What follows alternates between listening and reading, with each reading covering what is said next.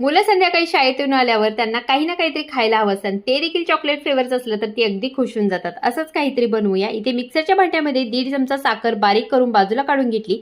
आता याच्यामध्ये हे क्रीमचं बिस्किट घालून हे सुद्धा बारीक करून घेतलं. आता बिस्किटच्या पावडरमध्ये थोडं थोडं दूध घालायचं, स्मूथ असं बॅटर बनवून घ्यायचं.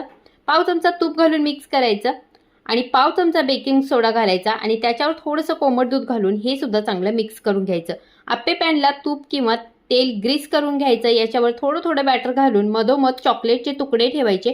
पुन्हा वरून थोडंसं बॅटर घालायचं आणि झाकण ठेवून एक बाजू चांगली भाजल्यानंतर पलटी करून दुसरी बाजू सुद्धा आपल्याला भाजून घ्यायची. मस्त इथे आपले मिनी केक तयार होतात.